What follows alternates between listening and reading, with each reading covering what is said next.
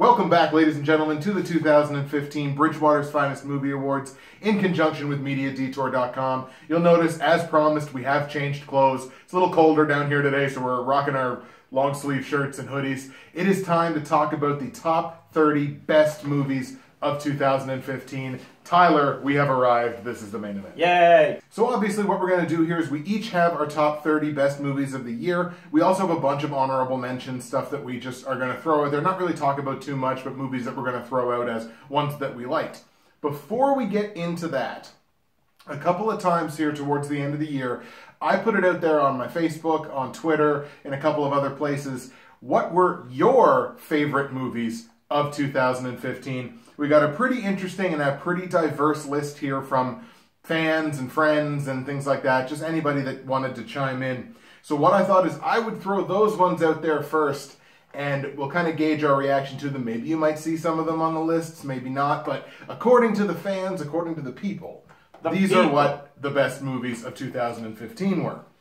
We saw Love as number one favorite movie of the year. We saw love for Jurassic World, The Martian, The Man from U.N.C.L.E., Ex Machina, Pan, which was a bit of a surprise. The Intern, which is a movie I dug. I don't know whether, did we see, we didn't see that together. I kind of liked it. Or did we see that together? We may have. It was kind of funny. Yeah, it was. Mission Impossible Rogue Nation, Kingsman The Secret Service, Ant-Man, The Ecstasy of Wilco Johnson, which is a British film that really didn't get much play over here at all. Creed, Concussion, Star Wars, Avengers Age of Ultron, Straight Outta Compton, and Mad Max Fury Road. And there was also some love, because I also asked, give me your best movie of the year, but if you can, give me your top 3. So there was also some love shown to the Peanuts movie, which was the one that kind of came the most out of left field. Spy, Everest, Victor Frankenstein, The Revenant, Inside Out, and Furious 7. So according to the people, those were some of the best movies of the year. Will we agree with them? Who knows? We're about to get into that. But before we get into our top 30, time to throw down some honorable mentions. Echo Lake, The Final Girls, El Gonzo, It Follows, Joy, Kurt Cobain, Montage of Heck, The Last Witch Hunter, Nice. Legend, Paddington, Predestination, Project Almanac, Run All Night, Steve Jobs, Ted 2, Tell Spring Not to Come This Year, Terminator Genesis, Tired Moonlight, and Tomorrowland. Oh, it was like 18. Well done. Well, you said like all movies from like a certain yeah, it was like, basically from a certain ratings range.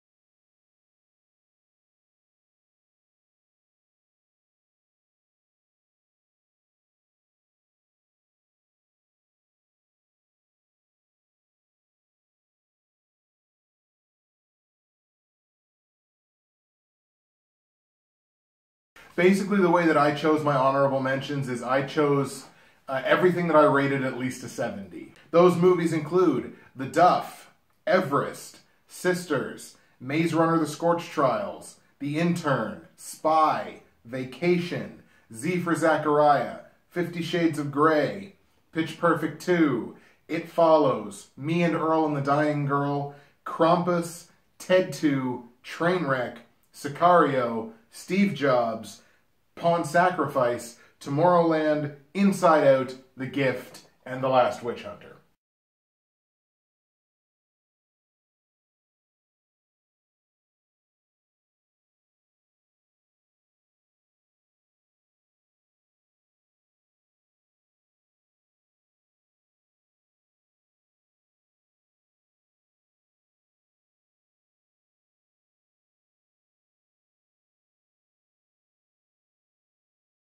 Oh boy, the papers are out. You know what that means. It's finally time for the top 30 best movies of 2015. If you've watched us before, you know how we do this. We're going to go one at a time. So somebody does their 30, the other person does their 30, then we go to 29, and so on until we get to our number one favorite movies of the year. Let's do this. You want to rock, paper, scissors for who starts? Yeah, we go on scissors. Absolutely. Okay. Rock, paper, scissors. Rock, paper, scissors. Yeah. Okay, all right. goes first. I'm going to go first. That could have, now that I thought about that, that could have probably gone on for a while. My number 30 best movie of 2015 was Project Almanac. Now, Project Almanac is a teen movie, basically, shot in a handycam footage style, based around these friends who find secret plans for and construct a time machine. Because it's that easy. Because it's that easy. You just find the plans and you just do it. There were a lot of people that talked about this movie being really slow, and I can understand where the slow moments come from, as if being a slow movie is a bad thing, kind of thing. It's like a lot of people use that as a criticism, and it's like movies are allowed to be slow and still be good.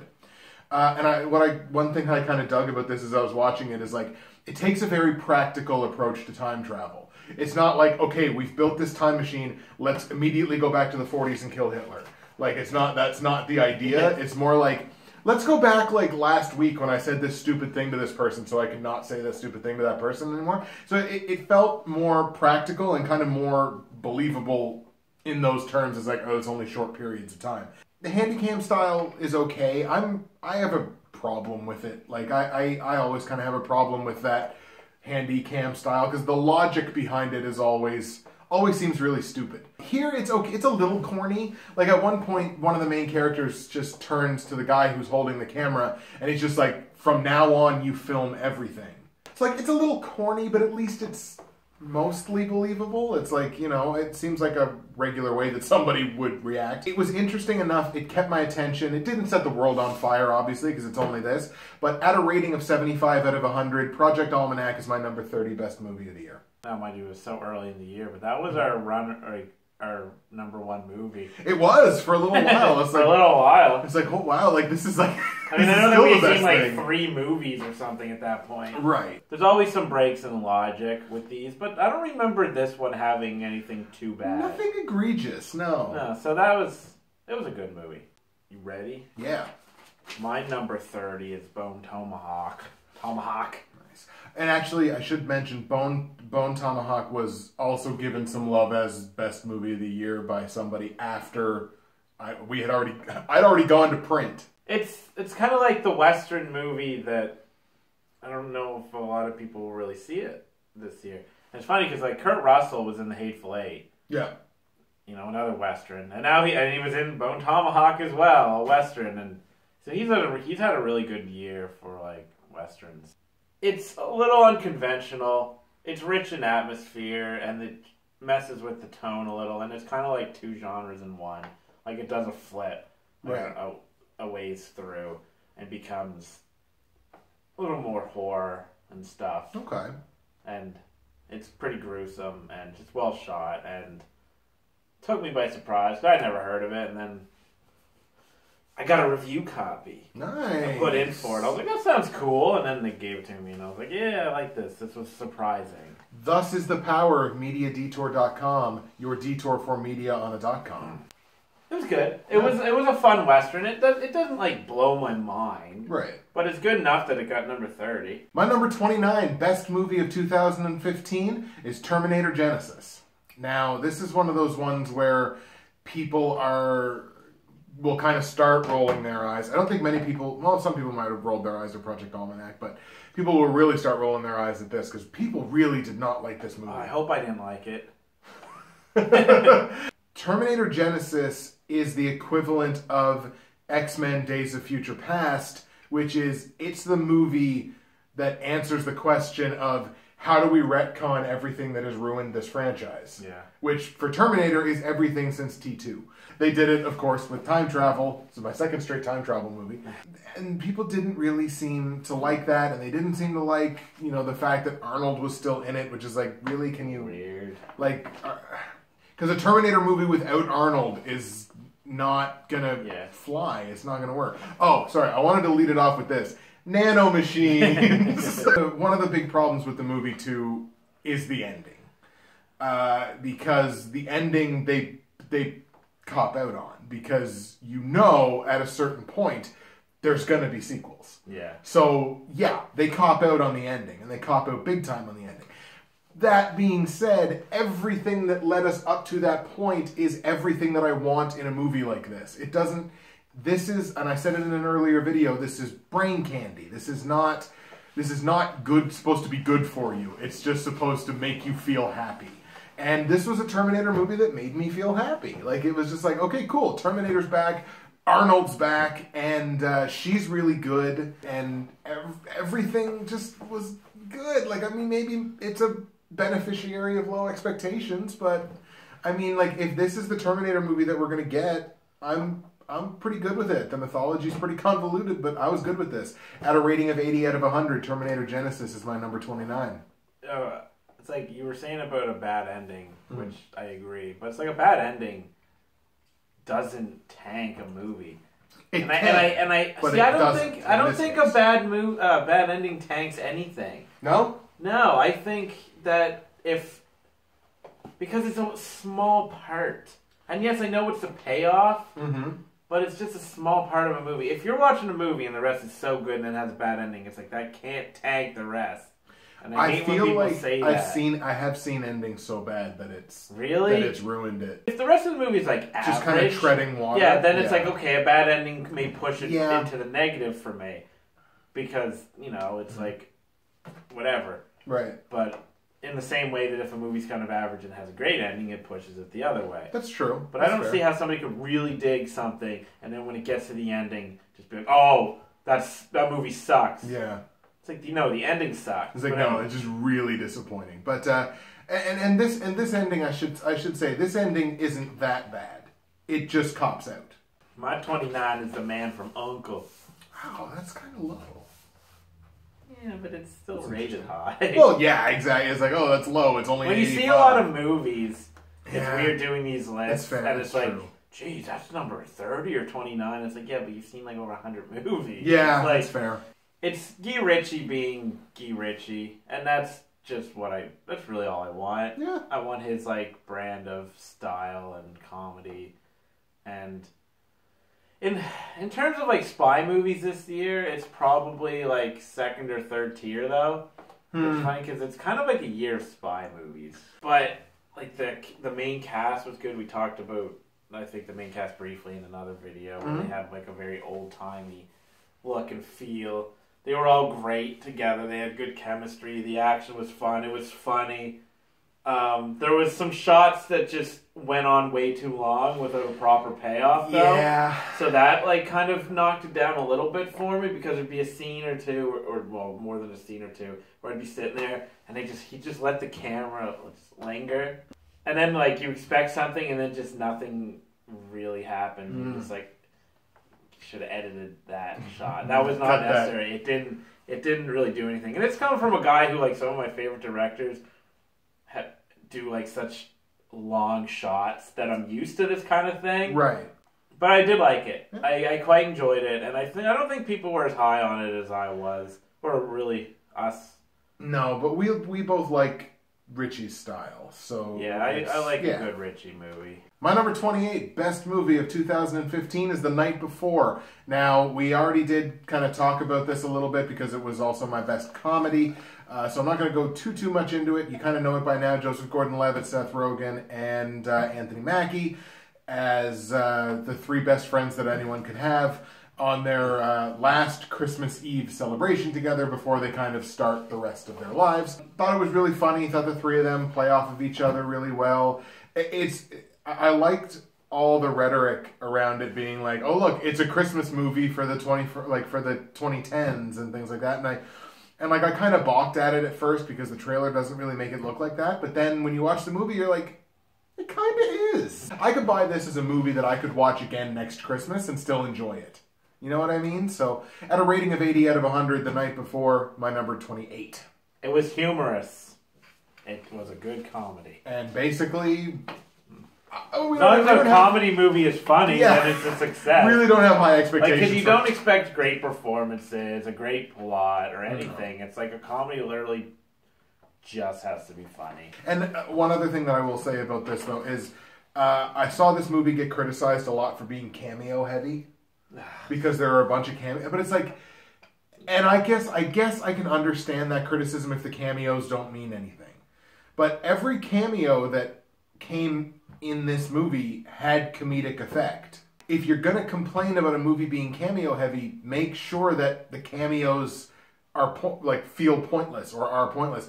They weren't in this movie. Every cameo in this movie was good. 28. Ex Machina. Nice. I would say that Ex Machina is probably one of the smartest movies of the year. Yes. A very good example of sci-fi done right. Tackling real issues, very feminist. Yeah. Even though people think that's such a dirty word nowadays for whatever reason. I really liked it, obviously, because it's on my list. But I wasn't feeling as much love as some other people for it. Like, I'm seeing this pop up on top lists. Like, I'm not as enamored by it as some people. But it is definitely, like, I had it nominated for Best Sci-Fi of the Year because it really is a very intelligent sci-fi movie. And I mean, you can't hate a movie for having dance sequences juxtaposed against Jackson Pollock paintings. Like, my number 27 best movie of 2015 was Run All Night. Tyler mentioned it in his honorable mentions. Liam Neeson plays an aging hitman who has to take on his former partner in order to protect his son and his son's family. The major criticism, and now I feel like the movies on this list, I feel like I'm coming down to just defending them against what other people have said about them. And you know what I'm liking? I'm liking that like a bunch of your picks have been my honorable mentions. Right. So we don't have to like restrain ourselves from talking. No, because, exactly. Like that's not going to show up later on mine. Yeah. So let's just talk about it. Exactly. Fully. So a lot of people have been criticizing that movie as the same generic action thriller that Liam Neeson has churned out over the last 5 years. And I respectfully disagree because I feel like Run All Night, as I watched it, I wasn't aware of those criticisms. But then when I started reading them, I was like, I don't think I buy that. The reason being, this movie came off to me as having more heart, having more ingenuity in the way that it was made, having better dialogues, better screenplay, better performances, basically better on almost every level than some of those quote-unquote generic action thrillers that he's been cast in since, Taken kind of put him really in that role to the eyes of modern audiences. It's just shot very, very pretty, and like the use of like retrospective, where the city is almost a character in and of itself in the movie, and I love when shit like that happens.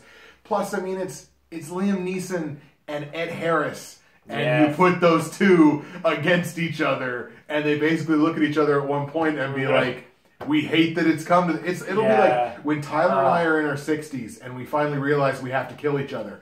We're going to have that meeting, and we're going to look and be like, we always knew it was going to come to this. I forgot that scene. But that scene is worth the price of admission alone. Like, you've got these two, like, elder statesmen of movies. Right. Not just characters in the movie, but of movies. Two just complete older badasses. Yeah. And they're just sitting at a table, and it's like, yo, we're going to have to do this. And it's just like, goddamn. Yeah, it's like, this is the way it's got to be. Absolutely. It was a lot better than most people gave it credit for. And at a rating of 80 out of 100, Run All Night is my number 27 best movie of 2015. Run All Night, bigger than Liam Neeson's cock. My number 27 is The Duff, which we talked about in another video, but people may not watch those videos, so I feel like we can repeat ourselves a little bit. Yeah, fine. So, I've talked about faults like 4 times. I read my critic review, and I said something about how I enjoyed that it kind of subverted conventions in meaningful and entertaining ways. Yeah. And I also realized that I really like the chemistry apparently between Whitman and Little Amel. Yeah. But like you said in another video, it was just funny, like surprisingly funny. Yeah, and it is a very similar teen movie storyline, but Yeah. like you say, there's a lot of things in there that subvert the conventions. Yeah, it was like I said, it was one of the genuine surprises for me this year too. I hate when people come out of movies like so predictable. It's like so many movies are predictable. Right. Like I'd hate. I mean, and don't get me wrong. Sometimes a movie being predictable can suck. Right. Like, I'm not saying that criticism is not whether it's a merit, but it's like so many movies follow the same conventions that it's like I would actually hate to be somebody who hated a movie just because one convention like popped up. Because like, wow, I now hate 80% of all movies. Yeah, exactly. My number 26 best movie of 2015 was The Big Short. Now, The Big Short is a movie about financial analysts who predict and bet on the 2008 financial collapse and the housing market bubble in the United States.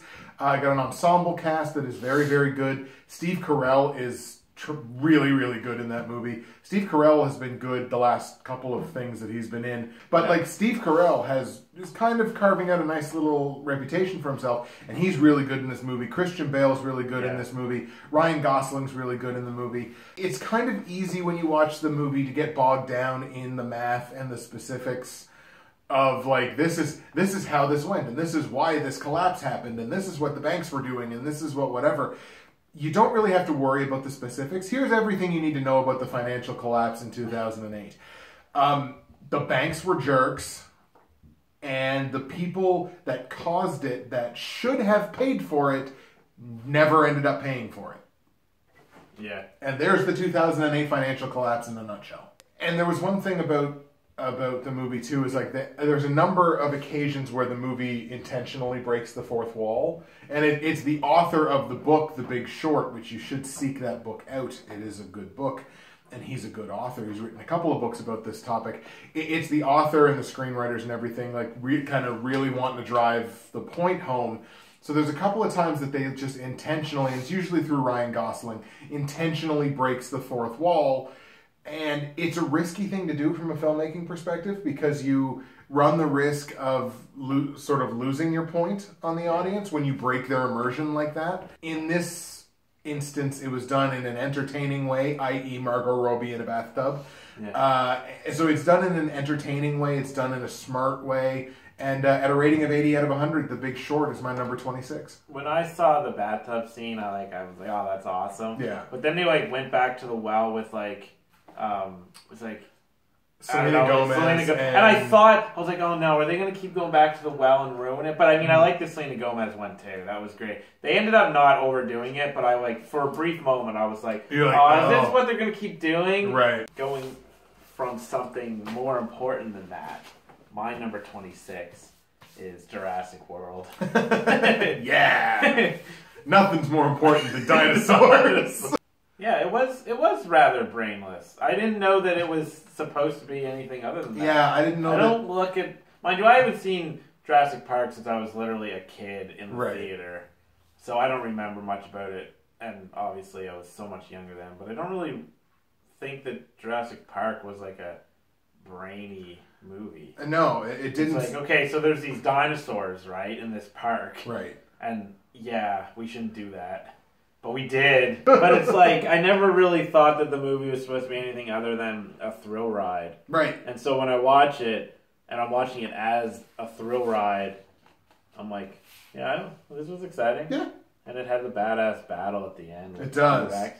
But it was like, we gotta let them out. The reveal of the T-Rex is just, it's movie-making magic. Yeah, it's like, I hate the word epic. Yeah. But it's like it is.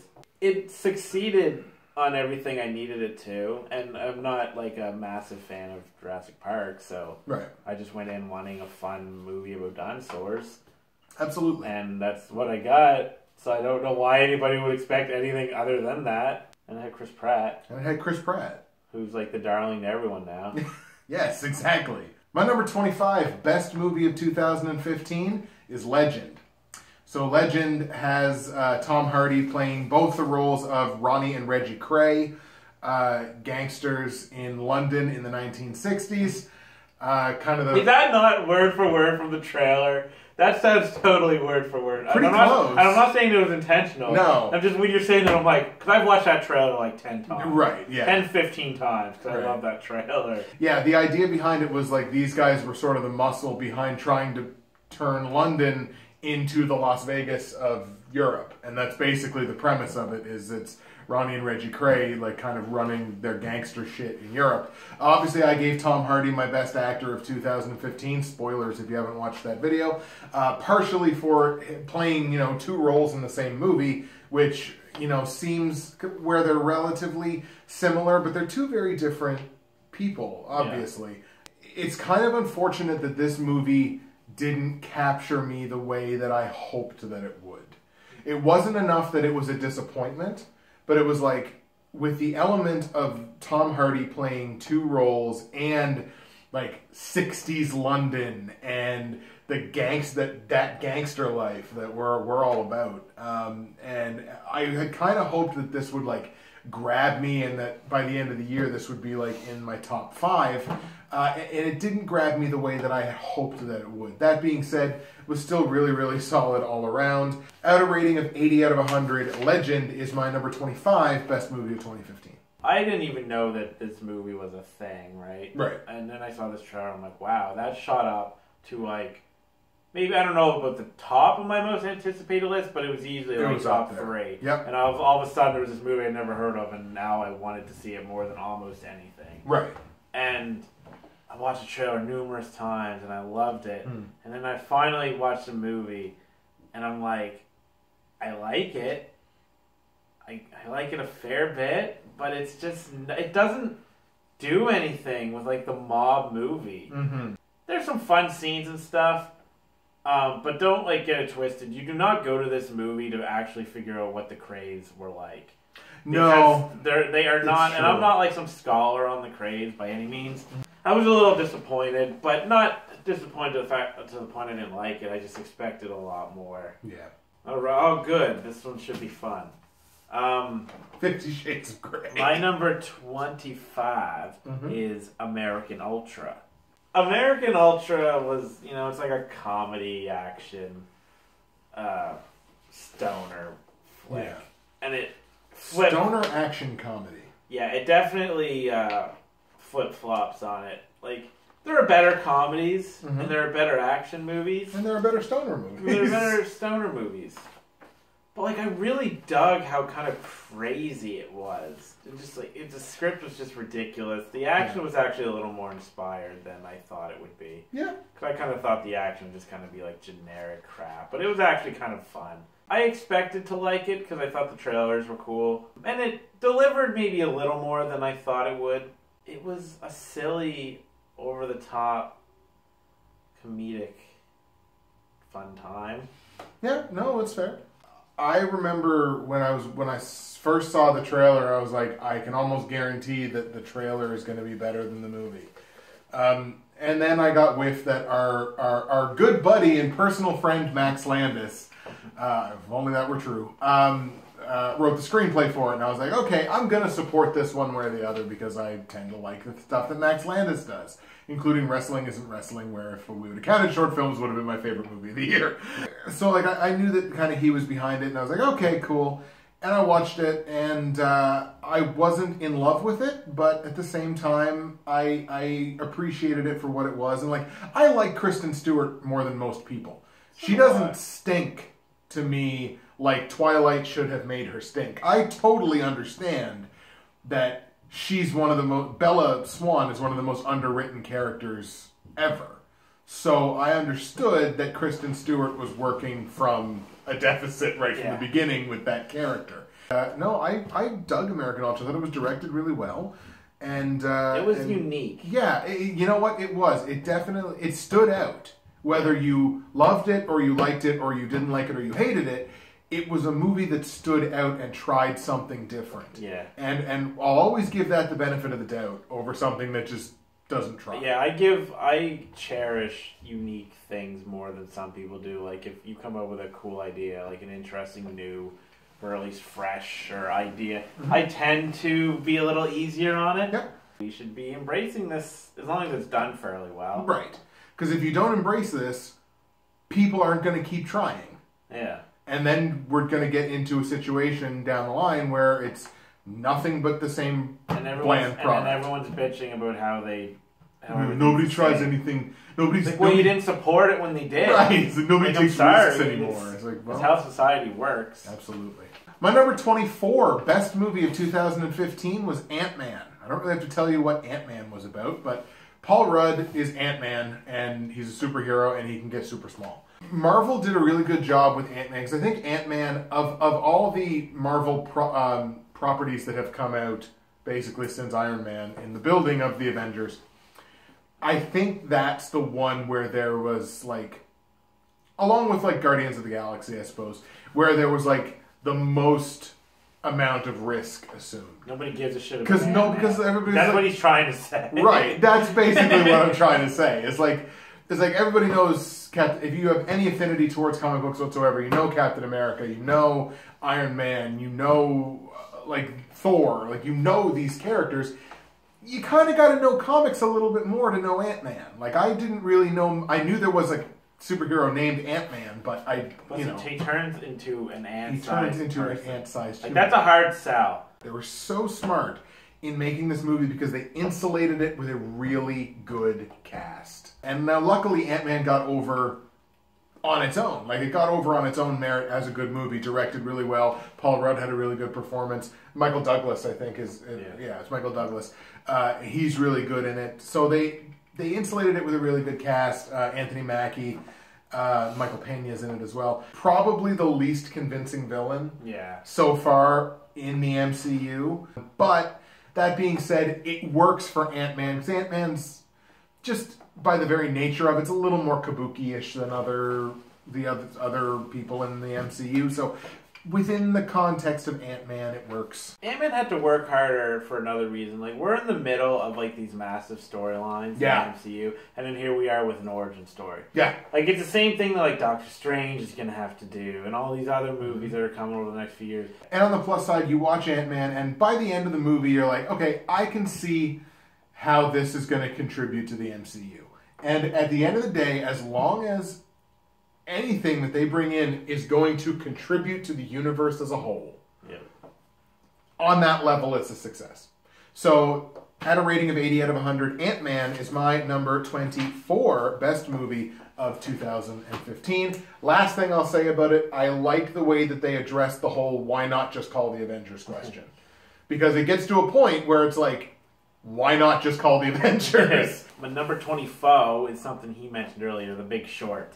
The editing is, like, ridiculous. I didn't mention it. The editing is just ridiculous in a good way. Mm-hmm. And it's like, it's so chaotic. The movie is so chaotic, and it's weird because, like, the subject matter should be bland and boring. Right. It was like, banks, mortgages, right? Who cares? But, like, I don't know, the way it was edited and pieced together, it just made it really kinetic.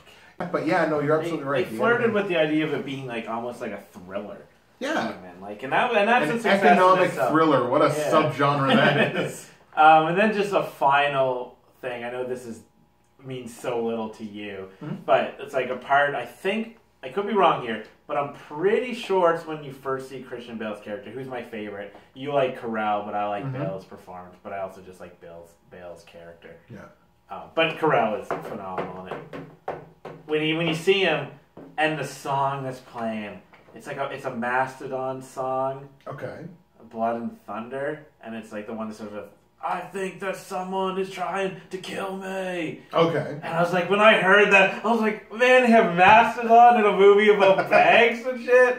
I'm like, and that won me over because I was just like, I know that Mastodon isn't an underground metal band or anything, but it's like I really didn't expect the soundtrack. Period. Because there were some songs that I can't remember now that I remember thinking, that's interesting that they put that. But when I heard like a sludge metal band starting off, I'm just like, okay, I'm in. So I like The Big Short. It was one of the few movies that have kind of come out recently that I was like pretty hyped for that did pretty much live up to the hype. My number 23 best movie of 2015, kind of ironically enough, is one that he mentioned earlier, and it's Jurassic World. It's brain candy. It's not one of these things that you have to overthink.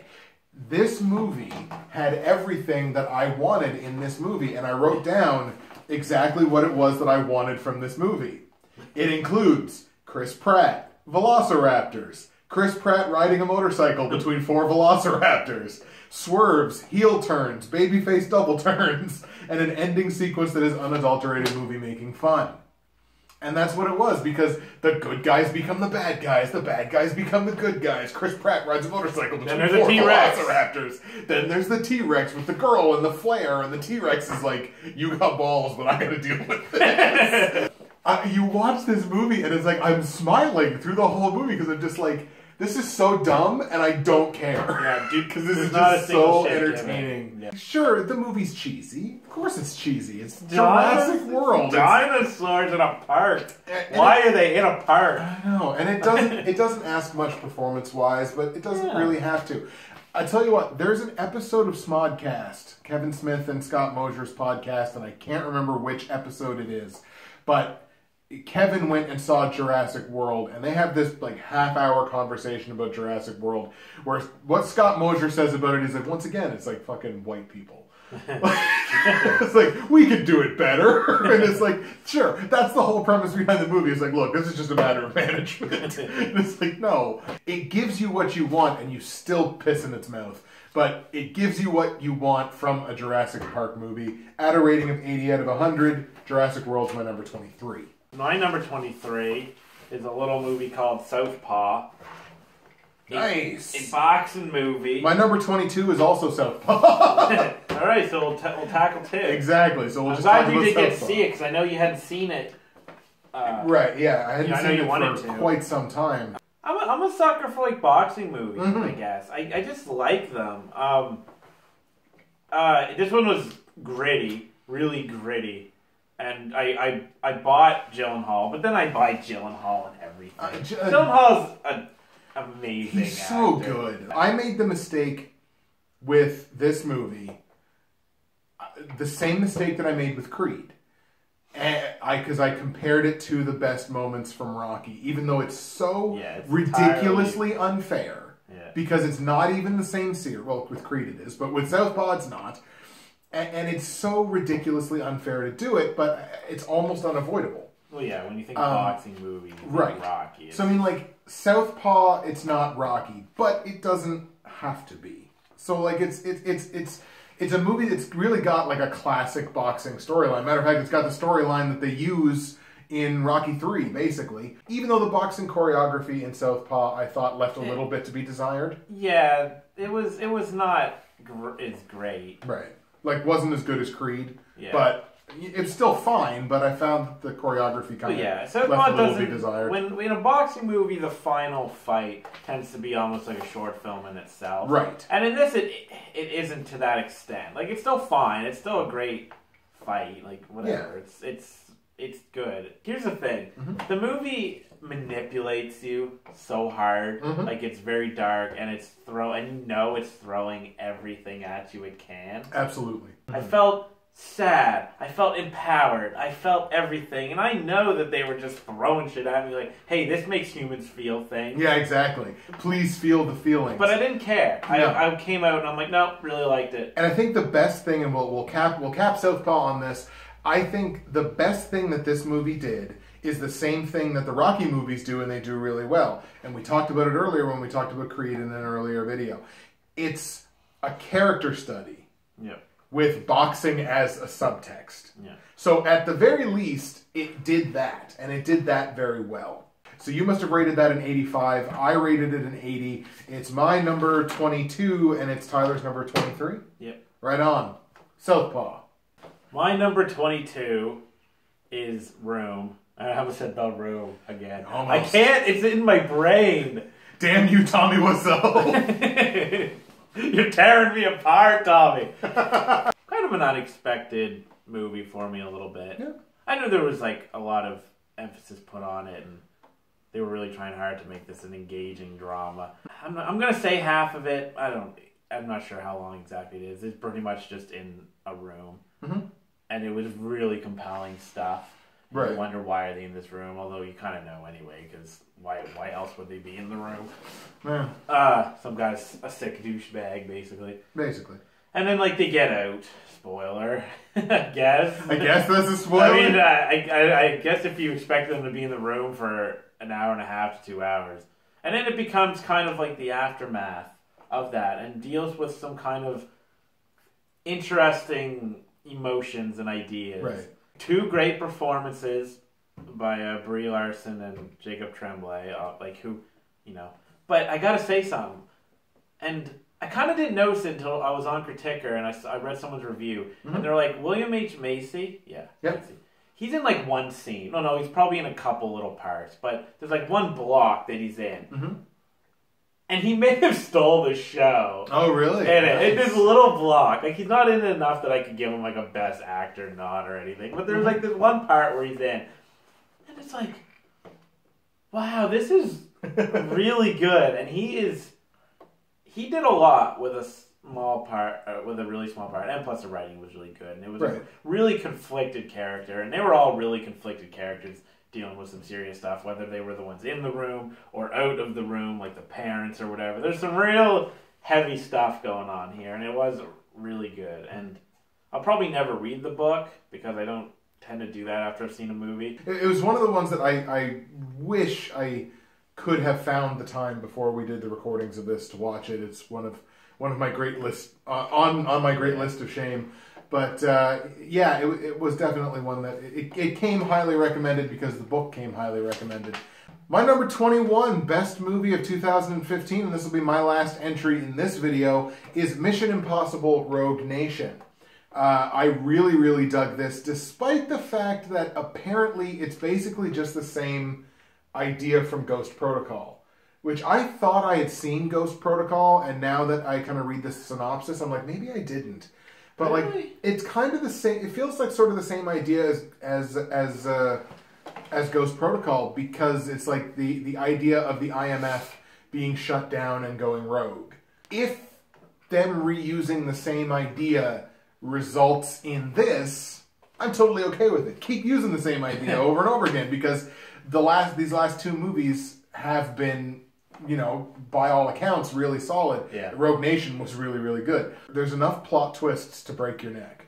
Like, it seems like there's a plot twist like every 2 minutes, but what you need to keep in mind when you're watching this movie and other movies sort of like it, in most cases, the plot twists don't ultimately matter. So, like, don't get lost in the plot twists. Why I enjoyed this movie so much is that I just enjoyed Tom Cruise being Tom Cruise, being this character, and like I just kind of went along for the ride and sort of shut my brain off with it. And on that level, I think it's great, and I love Simon Pegg. Put Simon Pegg in anything and I'm going to really like it.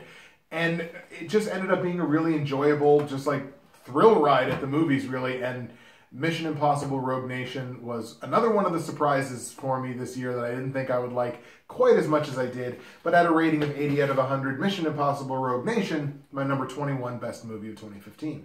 It is a lesser Ghost Protocol, but Ghost Protocol is so good. Yeah. Like, it was really good.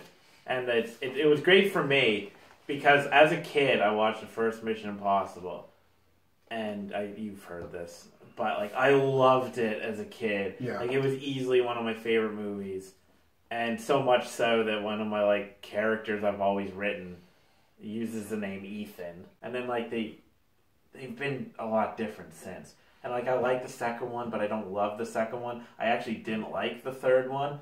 So, like, I was like, oh, man, I don't really like the series. But I love the movie so much. Yeah. But then, like, Ghost Protocol came out, and I'm like, yes, here we go. This is done well. This is, like, has elements of the first one, but also some really great action. Yeah. And then, like, Rogue Nation was a continuation. It wasn't as good as Ghost Protocol, but it's phenomenal. And Tom Cruise is, like, one of the greatest living actors who gets no respect. None whatsoever. I love Tom Cruise. I do, too. You share a birthday with Tom Cruise. I do share a birthday with Tom Cruise. I met that meant a lot to me as a kid. Tom Cruise shares a birthday with you. My number 21. This is what we're ending the video with. So The Hateful Eight. Oh! The Hateful Eight. I don't know why we're owing this exactly. All right, so that's our number 30. Later. All right, Hateful Eight. I've never disliked a Tarantino movie except for Death Proof. And I never saw Jackie Brown. Okay. That's like the only one by him I never saw. And I've been meaning to for so many years. Whether or not he rips off other movies, which he does, or not, I find his movies a lot of fun. The Hateful Eight is one I like. I like quite a bit. Mm-hmm. But it's not top tier Tarantino for me. Okay. And that was a little disappointing to me because I really had high hopes for this one. Because for me and Tarantino, I'm a Kill Bill person. The Hateful Eight would have been a little better, but I found like the first, I don't know if it was like 2 or 3 chapters, I can't remember. Right. Kind of slow in a bad way. Okay. Bordering on tedious, but never quite. Never quite getting there. But like I was like, oh man, I shouldn't be feeling this during a Tarantino flick. Because like it's not the talking that bores me, because like Tarantino movies are all talk. Right. Like there's a lot of talk. And hopefully it's not the talking that bores you either, because we're doing a lot of it. We're doing a lot of it, but we're not as interesting. Sounds but good. like when something happens, probably halfway or whatever through, the movie gets significantly better. It does, yeah. You know what? Yeah, you're absolutely right. And that's what saved it. Like I settled on an 85, but that's kind of what saved it from being like a 75 or an 80. Wow. Which is still a good score. Yeah, but like I was watching, I was like, I'm not loving this. Like, but it would be disappointing for a Tarantino. Yeah. But it did end up getting much better, and good performances, exciting dialogue. It's cool that it's like a Western basically taking place in one room. Yeah. Which is neat. The best Western of the year, as far as I know. Mind you, I've seen like 2 Westerns. And both had Kurt Russell. There you go. But the real question is, did the cops know? Yes. Right on. All right, folks, that is going to do it for numbers 30 to number 21 on our top 30 best movies of 2015. And coming up in the next video is going to be numbers 20 through 11. So come back in just a minute. Check that out.